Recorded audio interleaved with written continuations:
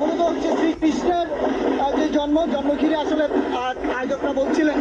যে যে সময় আসলে সমাজে অন্যায় অবিচার লুণ্ঠন বিভিন্ন অপরাধ বেড়ে গিয়েছিল, সেই সব অপরাধকে দমন করতে শ্রীকৃষ্ণের জন্ম হয়েছিল এবং এরপরে শ্রীকৃষ্ণের বার্তার মধ্য দিয়ে সমাজের শান্তির প্রতিষ্ঠা এবং সমাজে নতুন আলোর বার্তা এসেছিল এমনটা তারা কিন্তু এখানে বলছেন। মূলত এই বিজয় মিছিল যে র্যালি, সেই র্যালিতে আমরা দেখতে পাচ্ছি বিভিন্ন শোভাযাত্রার বিভিন্ন রং এবং বর্ণে বিভিন্নভাবে কিন্তু উদযাপন করতে দেখা যাচ্ছে এবং বিভিন্ন জন এই আয়োজনের মাধ্যমে কিন্তু নতুন ভাবে যে বার্তা দিচ্ছে, সেই বার্তা আসলে হ্যাঁ হিন্দুস্তান দেখ, মূলত বাংলাদেশে কোনো ভেদাভেদ নেই, প্রতিষ্ঠা থাকে, সেই মেসেজটি কিন্তু দিয়ে যাচ্ছেন। তো সবকিছু মিলিয়ে এখনকার যে এখানকার যে পরিস্থিতি,